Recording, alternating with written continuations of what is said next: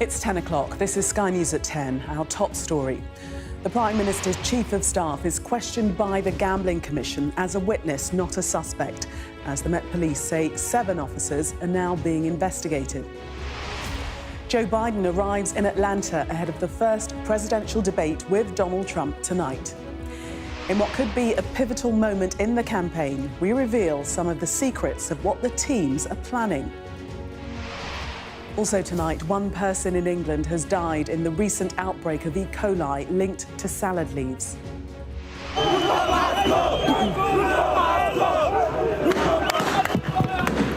We're on the streets of Nairobi as protesters clash with police in Kenya over tax hikes.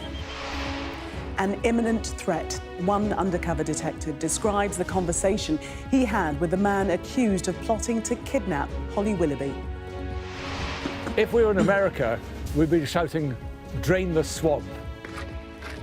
And the parliamentary bench makes it up to Scotland as we find out what voters want from politicians in what could be a crucial year for Scottish parties. And we'll take a first look at tomorrow's front pages in our press preview from 10:30 right through to midnight.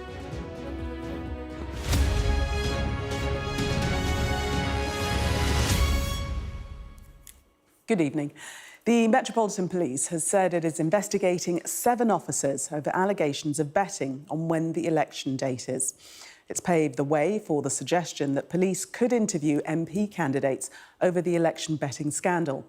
And tonight, Sky News has learned that the Downing Street Chief of Staff, although not a suspect, was interviewed last week by senior Gambling Commission officials and questioned about who knew about the timing of the election.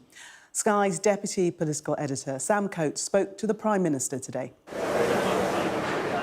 Rishi Sunak is trying to craft something that will last.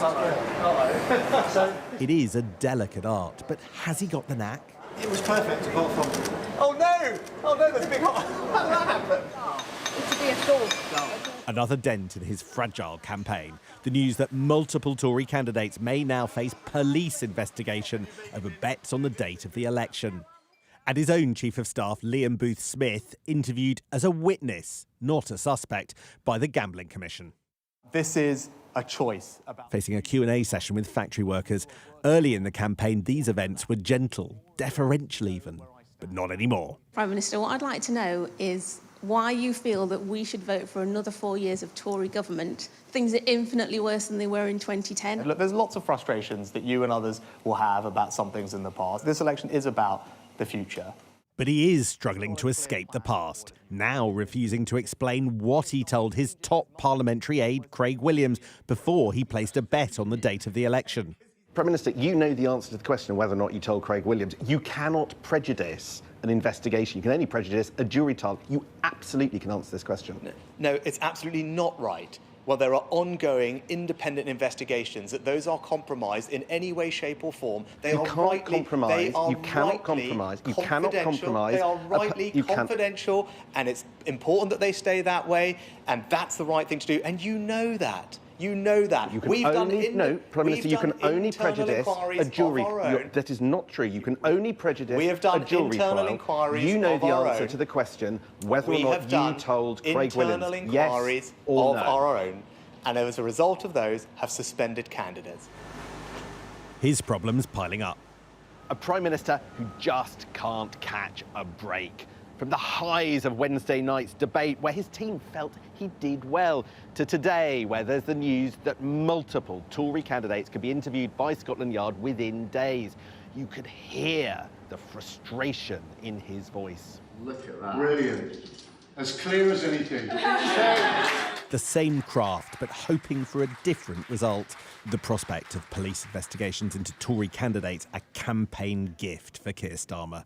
I think this latest development highlights, one, how serious this is, two, that the Prime Minister should have acted swiftly at the beginning and shown leadership rather than being bullied into taking action. His campaign derailed by allegations that top Tories tried to profit from insider knowledge. He only has a week to get back on track. Sam Coates, Sky News, Derbyshire. And Sam joins me now from Westminster. Sam, there's a suggestion that the Met Police could expand their investigation into gambling, and that could possibly include candidates now as well.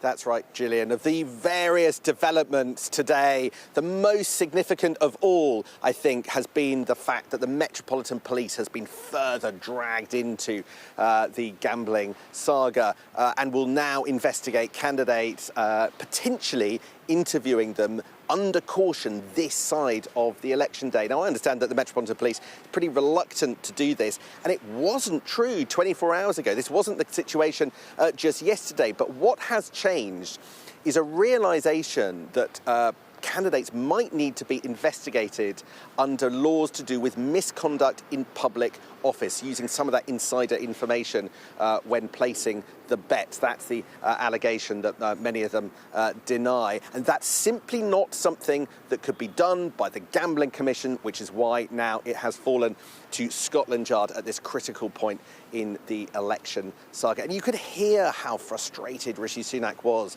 at this development when I pressed him, partly because it's all about one of his closest aides in politics, Craig Williams. He simply refuses to say whether he told him the date of the election before Craig Williams put that bet. Look, we could be in the final week of Rishi Sunak's premiership. This is not how he wanted to close his campaign, but with very little else on the agenda, it's still managing to dominate. Sam, thank you. Well, Sir Keir Starmer has been speaking to Sophie Ridge today as part of the Politics Hub's Leaders series ahead of the general election. When pressed about his plan to impose VAT on private schools, the Labour leader said he believes schools affected by the change would adapt and they don't have to pass the cost on to parents.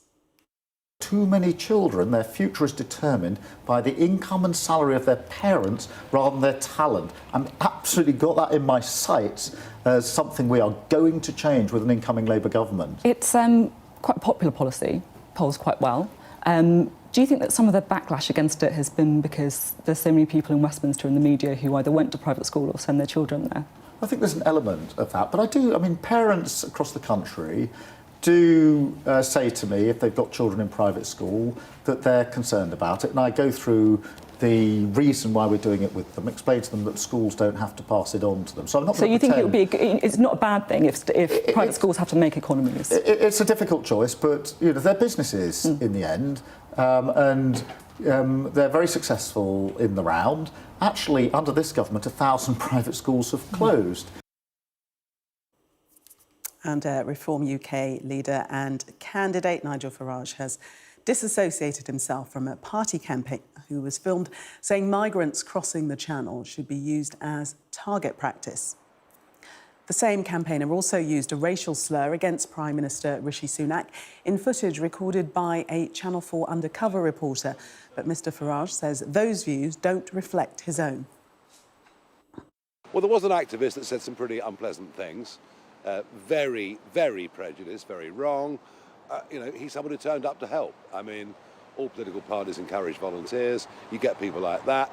Mr Parker will not be welcome back. But hey, you know what? He's put a statement out already saying his views, he knows, are not mine. The US president will be debating the former president tonight, both hoping to get a second term in the White House. Unlike here in the UK, the polls are tightening between Joe Biden and Donald Trump. So there is all to play for in tonight's head-to-head. Our US correspondent James Matthews is at the event in Atlanta, Georgia. James.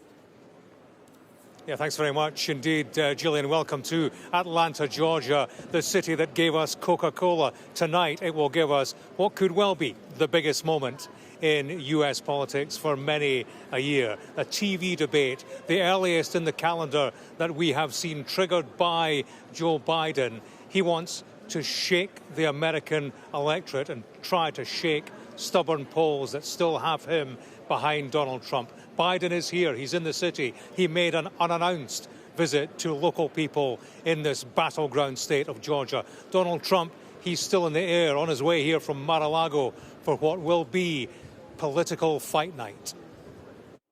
You can measure the importance he places on the occasion in days spent preparing.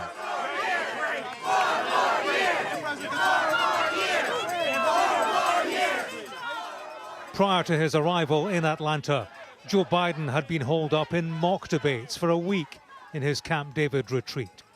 If this presidential debate isn't a must-win, it's a must-not-lose.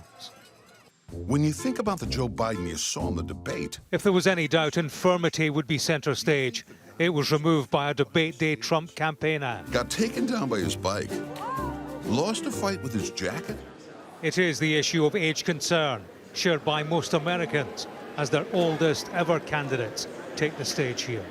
In the frailty contest, both have history. Saudi Arabia and Russia will repeat your... A road to the White House that passes through Atlanta will extend far into the presidential campaign. Issues here will include the economy, abortion, immigration and democracy post-election. And there's the men themselves, meeting the moment in a close contest. A few months in front of the election, and it's going to depend on probably a couple of 100,000 people in 4 or 5 states. Then all of a sudden, everything little matters. And when you have high stakes like that, and every little thing matters, it makes for must-see TV. There will be no studio audience, only 2 moderators. Microphones can be cut so that only the designated speaker will be heard. Joe Biden's team won a coin toss to position him on the right-hand side of the TV screen. The White House isn't saying why, but experts in this industry believe the viewer's eye is drawn towards the right. In choosing his position, Biden has given Donald Trump the opportunity to make the final statement. Trump's voice will be the last one heard. President Biden and Donald Trump will face off. They've been trailing this event for weeks. We will have the most consequential 90 minutes. As befits a debate that could define a political campaign. If there are to be pivot points in this presidential contest, Atlanta could be the most pivotal of all. James Matthews, Sky News, in Atlanta, Georgia. And James, one of the big election issues is abortion, and this coming as this ruling today comes from the Supreme Court. Yeah, that's right, Gillian. Yeah, the Supreme Court said it wasn't its job to deal with the issue of Idaho, where there is an issue around abortion and the treatment of patients who require an abortion. The federal government scored a qualified victory on that today. Joe Biden will make that clear to the audience tonight. He will try to nail Donald Trump to the wall on that particular issue.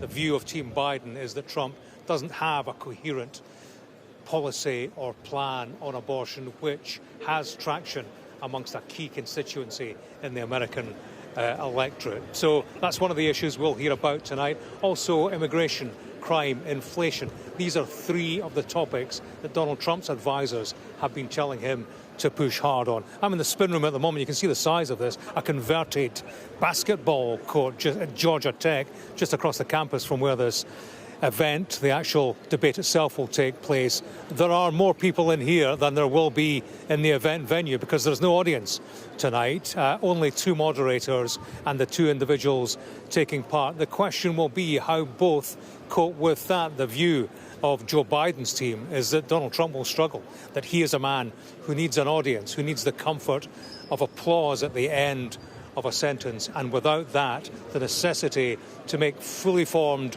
rounded arguments on hard politics. Team Biden's view is that Donald Trump will falter. We'll see in due course. We shall indeed. James, thank you very much for the moment. And you can watch the presidential debate live here on Sky News overnight between 2 a.m. and 5 a.m. The UK Health Security Agency says 1 person has died linked to the ongoing E. coli outbreak in England.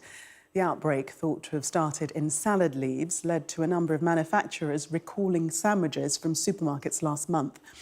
Well, our science and technology editor, Tom Clark, joins us now from the headquarters of the UK Health Security Agency. Tom, lots of people will be worried that there could be further deaths. That's entirely understandable. E. coli, particularly this particular variety, this particular strain of E. coli, is particularly dangerous compared to the other common bugs that cause diarrheal illnesses and things like that, particularly for the very young, the very old or those with pre-existing medical health conditions. In fact, the individual that died, all we do know about them is they were an adult with underlying medical conditions, previous underlying medical conditions. But also this was a very large outbreak, 275 confirmed cases. Those are people who went to see their GP or ended up in hospital. Half of them did end up in hospital with this bug. So the real number is probably very much larger. But it was spread out because of the way it got into the food supply through salad leaves in packaged sandwich products that were distributed UK-wide. One of the only reasons we knew there was an outbreak was because here at the UK Health Security Agency in Colindale, they sequenced the whole genome of the E. coli bugs and very quickly spotted it was exactly the same strain, so most likely had a common source. So they were able to establish this was all one linked event and get on top of it. But fortunately, it appears now, because these products have a short shelf life, most of them have been removed, as far as we know, all of them have been removed from shelves. We haven't seen a new case confirmed of this particular strain since early June. There may be more cases pop up because of late reporting, etc., but it appears that the worst of it has passed. The risk is now seen for the public at large as low. But we can't say this outbreak is over until a separate investigation involving these guys, but also the Food Standards Agency here in England and its sister body in Scotland can try and establish exactly what the source of this E. coli contamination was into the companies making these salad leaf products that go into pre-packaged foods. Until we get on that, we can't really confirm that the outbreak is over. OK, Tom, thank you. An undercover detective has given details about his conversations with the man accused of plotting to kidnap and rape Holly Willoughby. He told the court he engaged with Gavin Plum after he posted images of the TV presenter with the quote, "The one in the public eye I want." The detective believed there was an imminent threat. Sky's crime correspondent Martin Brunt reports. It was Shakespeare who wrote that the course of true love never did run smooth. Late last year, Holly Willoughby was in real danger of being kidnapped and murdered, an undercover US police officer told the court. She was, he said, the target in an online chat room called Abduct Lovers. He'd seen a message, he said, that read, "I have a load of info on her. I know when she does and don't have security, and that she doesn't have CCTV at home. What time she gets up in the morning." On a video link, the anonymous officer told jurors, "I felt there was an imminent threat to that individual at that time." The message was sent by security guard Gavin Plum, says the prosecution. The undercover officer engaged with him and said Plum revealed his plot and more. Hands and ankle shackles, ring and ball gag. The officer said he found all this quite alarming. He asked Plum to identify himself with a code word and was sent this. 3rd of the 10th, 2023, Holly. Plum was arrested at his Harlow home after the FBI was called in and alerted the Metropolitan Police. The defence barrister wondered why the undercover officer hadn't asked Gavin Plum more about his plot. For instance, why hadn't Plum personally scoped out Miss Willoughby's home? How was he going to transport her? And where was he going to dispose of her body? Sasha Wass, KC, said, "You did not feel like stepping back and re-evaluating whether this was a credible plan or complete nonsense?" I asked him several times in the conversation if this was fantasy, and he replied that it was not. He was supplying detail that led me to believe it was a credible plan, and I believed it would be carried out without my services. Plum sent the officer pictures of what he said was chloroform to knock out Miss Willoughby. Bottles were found at his home, the court was told, but no chloroform was detected. Plum's defence is expected to start in the morning. Martin Brunt, Sky News, at Chelmsford Crown Court. Violent protests have broken out on the streets of the Kenyan capital, Nairobi, again today, despite the president backing down from planned tax rises. More than 20 people were killed in protests 2 days ago. Kenya's President, William Ruto, withdrew a finance bill that was introduced to the National Assembly on the 9th of May, containing controversial tax hikes, some of which were set to come into place on July the 1st. The bill initially proposed to introduce a 16% sales tax on bread and 25% duty on cooking oil. There was also a planned increase in the tax on financial transactions as well as a new annual tax on vehicle ownership. Although the government withdrew the legislation, some proposals remain, including higher import fees and tax on specialised hospitals. The youth-led protest movement has grown rapidly from online condemnations of the tax hikes into mass rallies demanding a political overhaul, calling for Ruto's resignation. Our Africa correspondent Yusra El-Bagir reports from Nairobi. It's a dance of defiance. Quickly dispersed, with tear gas and stun grenades testing their stand.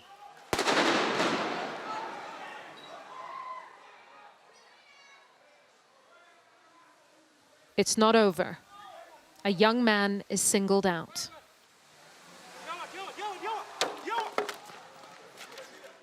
He's chased, beaten, and then dragged away in broad daylight, into the darkness of the security apparatus, like many others over the last few days.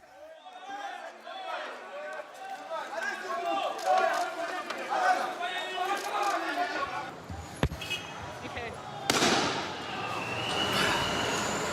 What does it feel like for you to be scenes in your city? Keep the mask on if you have to. This is, first of all, this is really crazy. The sense that, you know, we are trying as much as possible to mobilize and have a peaceful demonstrations, but the government is trying to use all its tools capable just to suppress us. But these are the crowds that won't be cowed, facing off against riot police in the heart of their city.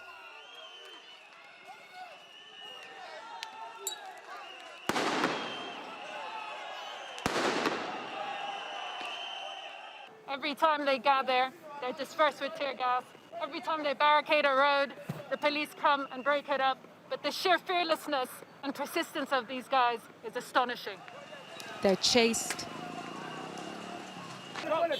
choked by tear gas, hit with rubber bullets, and far worse. What did the last week look like in terms of protesters' injuries? It was chaotic. We had what we call mass casualties. We had a lot of referrals. We had a lot of gunshot wounds, both live and bullets. Like now, these are rubber bullets. These are rubber bullets I'm holding. So it was crazy. The craziness hasn't been quelled by the president's concessions. And though unarmed, they're not defenseless. Are you not scared facing up against the police? No, I'm not going to die on my knees. I'm going to die on my feet. It's a tough battle, and we know who has the upper hand. But the protesters have made it very clear they won't go down without a fight. Yusra El-Bagir, Sky News, Nairobi. Prince Harry has been ordered to explain to a High Court judge how private messages to the ghostwriter of his book Spare were destroyed, even though they're potentially relevant to his legal action against the Sun newspaper. The Prince alleges he was targeted by journalists and private investigators working for the paper's publishers. But the judge said the reason for the message deletions wasn't clear and told Harry's lawyers to carry out further searches of his laptop. The Metropolitan Police have arrested 6 people in connection with Just Stop Oil over planned protests at airports, saying some in custody are key organisers. The arrests were made during an event at a community centre in East London under a section of the Public Order Act, which makes it illegal to conspire to disrupt national infrastructure. The mother of missing teenager Jay Slater in Tenerife says some of the public donations to a GoFundMe page will be used to fly family members out to the island. Debbie Duncan says the money raised will be used to support mountain rescue teams as the search for the 19-year-old goes into a second week. Junior doctors returned to the picket lines today, beginning 5 days of industrial action. They're demanding a 35% pay rise, which both the Conservatives and Labour have described as unaffordable. And the timing of the strike has been criticised, with ministers and health officials unable to negotiate because of the election campaign. Now, with MPs not sitting in Parliament, Sky News has been taking one of the House of Commons green benches across the country. We've been offering voters the chance to sit and tell us what matters to them in the upcoming election. Our home editor, Jason Farrell, began in Cornwall with the bench. Then he travelled to a cheese rolling event in Tewkesbury in Gloucestershire, a school in North Luton, where he spoke to students who can't vote but will be affected by the election result. Well, then it was over to Ealing, Southall in West London, and Gravesham in Kent to speak to Sikh communities there. A trip to the circus in a Tory stronghold in South Leicestershire. Tatton in Cheshire, where he spoke to farmers as well. Then on to the greyhound races in the Labour stronghold of Sheffield, Brightside and Hillsborough. And now, Jason Farrell is in Edinburgh, where Labour is fighting to take ground from the SNP. Wild swimmers in the sculpted gardens of Jupiter Artland near Livingston. A free-spirited, hardy bunch. And the politics among the women we spoke to here leaned towards Scottish independence. Oh, it's lovely. Oh. I'm just back, like many Scots, from 2 weeks in Germany, watching the football. And what struck me really clearly there was that there are so many small countries in Europe, the same size as Scotland or even smaller, that are doing really well, and Scotland should be running itself. After independence, there's no need for the Scottish Nationalist Party. It's done its job to get independence, and then we can vote Labour, Liberal, Green, Conservative, any other variety of politicians, because the whole point is for Scotland to be able to manage its own political affairs. But the director of this outdoor sculpture world thinks only Labour can bring the change she wants to the political landscape. We've had SNP in Scotland for the last 12 years, and we've had the Tories in Westminster, and I know that the arts are on their knees in a way that they've never been before. The SNP has been sinking in the polls since the departure of leader Nicola Sturgeon, then Humza Yousaf, following his broken alliance with the Greens. The nationalist dominance in Holyrood is less formidable, and that will be reflected in this election. There's 57 seats up for grabs in Scotland, and in the last election, Labour got just one of them, the SNP 48. For a long time, the prospect of Labour becoming the largest party in Scotland seemed about as likely as someone hauling this parliamentary bench to the top of Edinburgh's highest hill. But a more fractured SNP makes their goal of breaking up the union seem more distant, and Labour's ambitions of reconquering Scotland more plausible. Like these Scottish students carrying our bench up Arthur's Seat, or the hikers we met on our trail above Edinburgh, people here have other priorities. Looking for a party or leader that best represents my views, reducing taxes, especially with the cost of living crisis at the moment, as well as helping, my sort of generation get on the property ladder. I wouldn't say I'm struggling, but I know a lot of people are, and that is why I tend to vote Labour, because it's not even so much for the position I'm in, but a lot of the population. You think they help people out more? Yeah. With Labour having a real chance of beating the Conservatives, Scots are more likely to vote for them, whether they want an independent Scotland or not. For the first time in my life, I'm voting for Labour. Just look to your whatever left. Yeah. And you can see what's happened in Scotland with not having Labour in power. It's a filthy, filthy weather. Filthy politics. You're pointing at Holyrood, you're pointing at the Scottish Parliament. I'm pointing at the Scottish Parliament. And why? What's filthy about it? If we were in America, we'd be shouting, "Drain the swamp." Like Scotland's unpredictable climate, the political weather here seems to be changing. And now anything is possible. Jason Farrell, Sky News, Edinburgh. We're just going to take you to Atlanta, Georgia, where we believe, well, we know actually that Donald Trump has just landed. That's his plane. We're waiting for him to alight and go along to the debate tonight that he will be having with President Biden, starting at 2 a.m. our time. and we'll be covering it live here, of course, on Sky News till 5 a.m, between 2 and 5 a.m. This is the earliest that there has ever been a debate in their election cycle in America, 5 months before Americans go to the polls, and this is their first debate televised live this evening.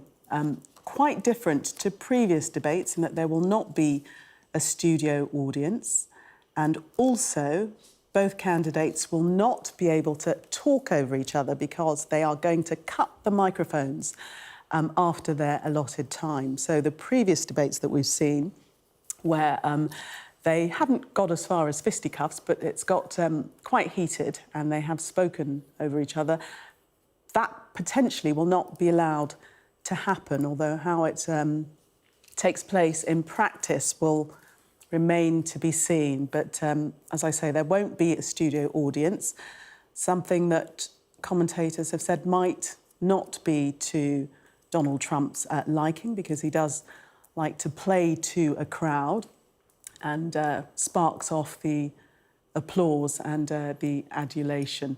So different rules this time round with the debate. Microphones will be cut, there'll be no studio audience, and we shall see the prospects of that debate this evening. But live on Sky News between 2 and 5 a.m. I do have with me in the studio our papers guests, Alexandro and Claire Ellicott, who are also waiting for Donald Trump to come down those stairs. What are you hoping for ahead of the debate or during the debate? Well, I think it'll be really interesting because it's supposed to be 90 minutes, so we'll see them head to head for that long. And it's just going, you know, there's been some concerns about Biden's health and his age, and it'll be interesting to see how he handles tonight.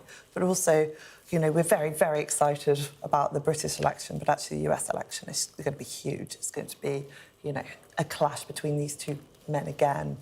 And I think, you know, the whole world will be watching that because it's so important for what happens next.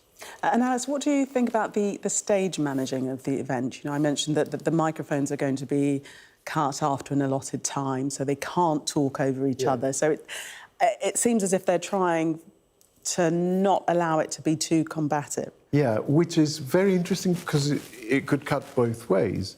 And all these innovations, actually, they could go both ways. They could advantage one or the other. I'll give you an example.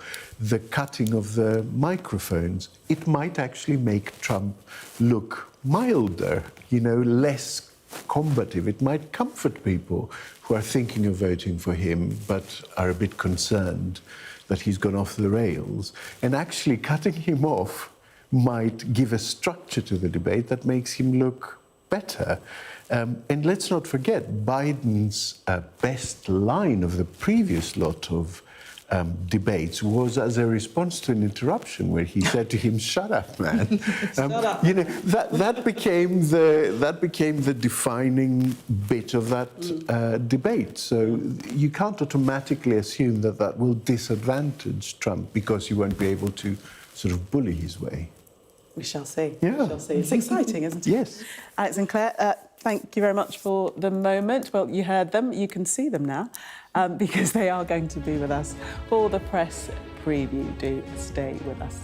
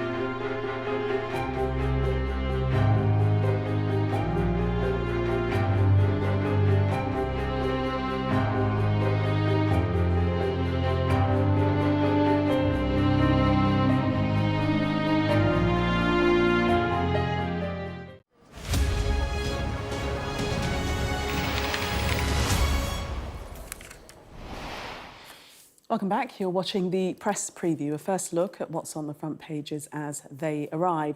It's time to see what's making the headlines with broadcaster and commentator Alex Andreou and the Whitehall editor of the Daily Mail, Claire Ellicott. They'll be with us from now until just before midnight. So let's see what's on some of those front pages for you now. Well, the remarks made by a Nigel Farage supporter that illegal immigrants should be used for target practice are top story in The Times. Mr Farage has already said the views are not his. The Telegraph leads with an attack by Prime Minister Rishi Sunak on Mr Farage, calling him a Putin appeaser after his recent remarks about Russia's invasion of Ukraine.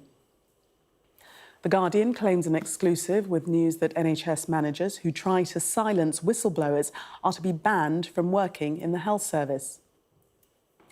The Eye says that charging VAT on school fees will be in Rachel Reeves's first budget as Chancellor if Labour win the election, but also reports that it will also be delayed until 2025. This is the Mail leading with an opinion poll, which it says shows that it's not too late to stop a Labour landslide at next week's election. The Express claims that the BBC spent more than £30,000 paying people to be in the audience for last night's debate between Rishi Sunak and Keir Starmer. The Metro leads with a double murder investigation after a reality TV show paramedic and his girlfriend were found dead at their home in Staffordshire. The Financial Times says the number of top-rate taxpayers will exceed 1 million for the first time this year, thanks to freezes in tax thresholds and wage inflation, all of which will swell the Chancellor's coffers.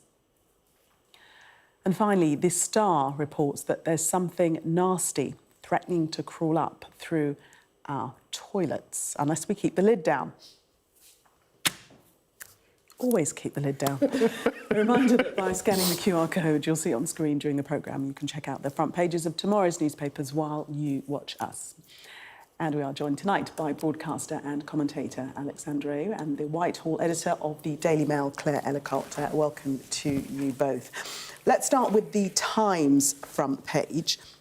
And this, it's kind of an ongoing story about this Reform UK campaigner and the recent remarks that have been made that illegal migrants should be used for army target practice and that mosques should be turned into Wetherspoon pubs. Yeah, this is not just one, I'm afraid. This is several campaigners. They didn't all make each of those comments. So what happened was a Channel 4 journalist went undercover with a team of canvassers. These are not just supporters, they're campaigners for reform. You know, they go door knocking, they're party approved, as it were.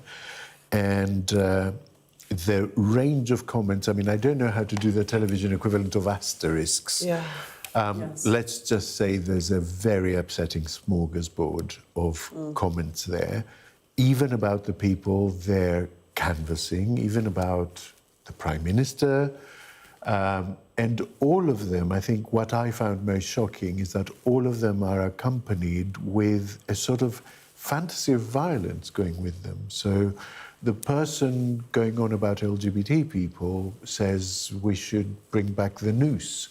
And the person that's talking about asylum seekers arriving in Dover says that we should send the 17-year-old army trainees down there for a bit of target practice. And, you know, and so I found it quite chilling because it wasn't, like I said, it wasn't confined to views that you know are out there.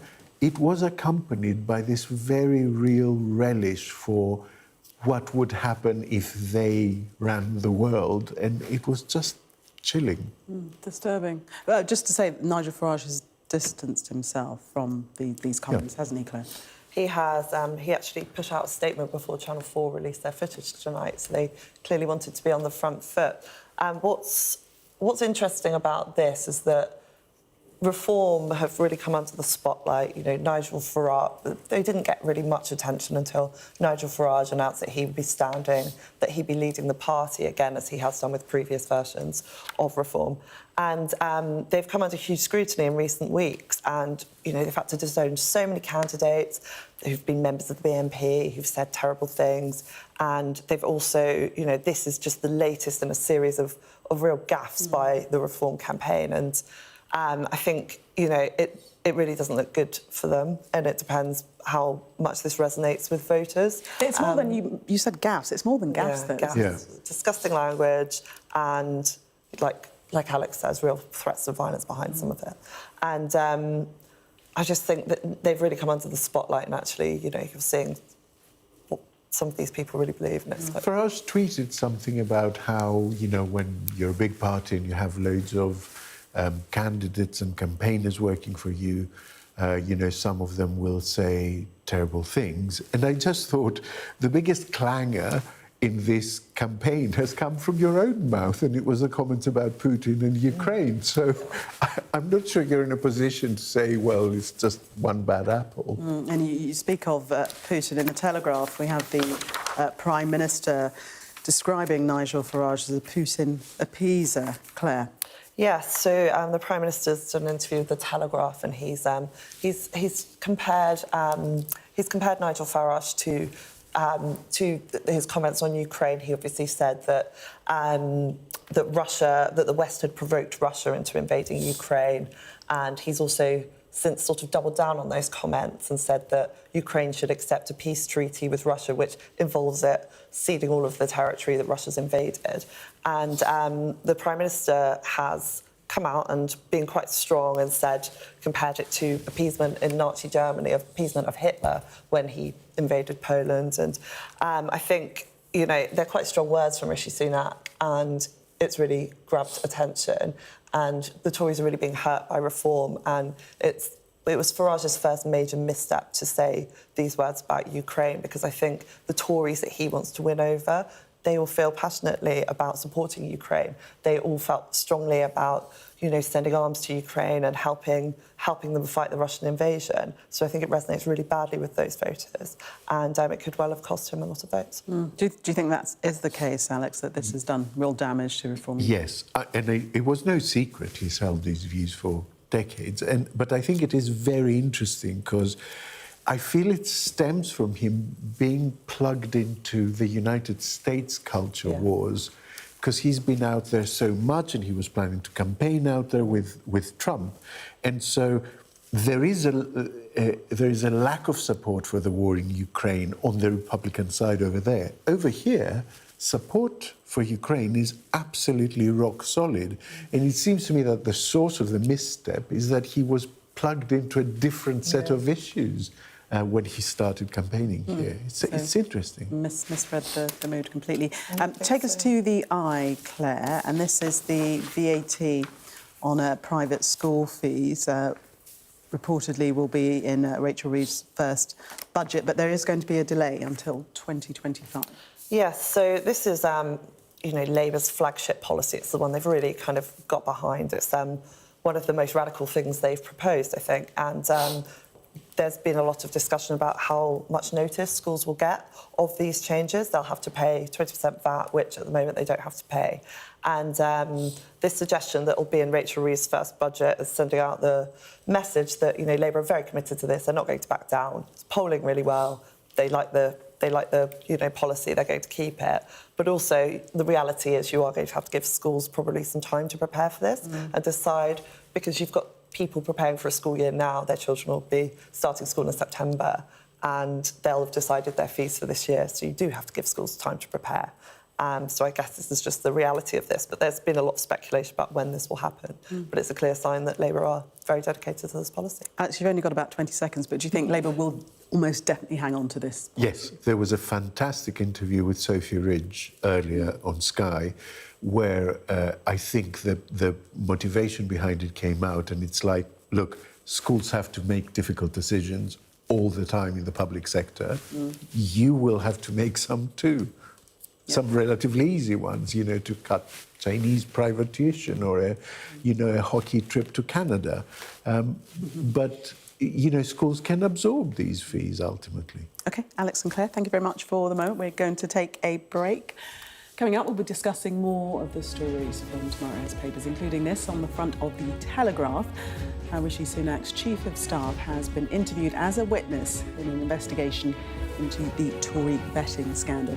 Do stay with us for much more.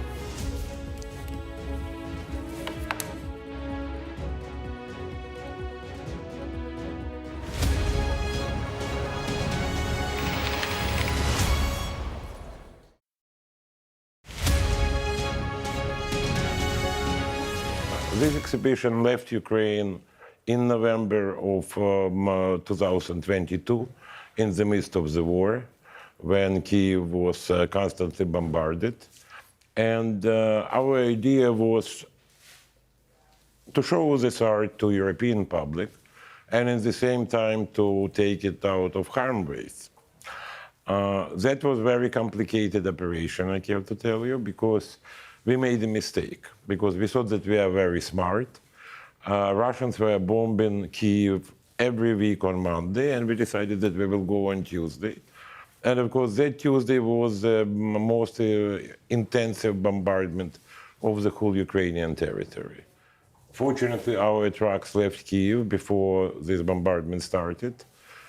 By the end of the day, they reached Polish border. We were ready to open champagne. And in this moment, some straight rocket exploded at the Polish territory.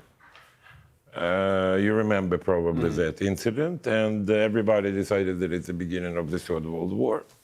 Poles closed the border, and our trucks stayed on the border. So it was unbelievable diplomatic effort. Ukrainian diplomats worked telephones. Fortunately, nobody slept in Poland on that night. And in the morning, Polish authorities just flagged our trucks to Polish territory, and they reached Madrid on time. We started in Madrid, then this exhibition came to Cologne, then to the Royal Museum of Fine Arts in Brussels, then to Vienna. In Vienna, it was enlarged 2 times.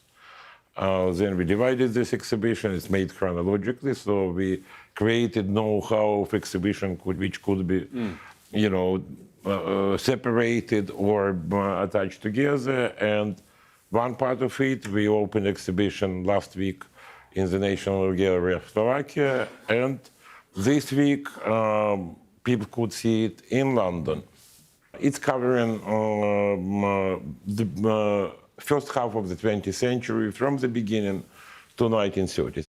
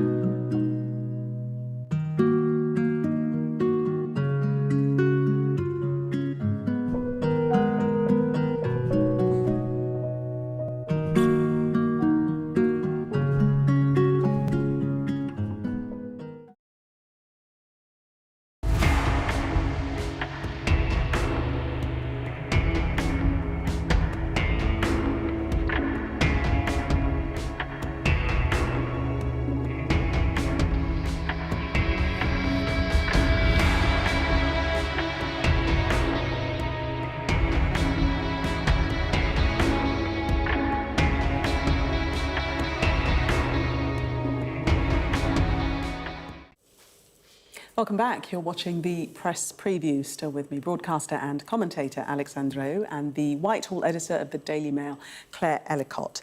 Let's take a look at the Telegraph front page and the ongoing betting scandal. Rishi Sunak's Chief of Staff has been interviewed as a witness by the gambling watchdog, and that's as part of the investigation into the betting scandal. Claire.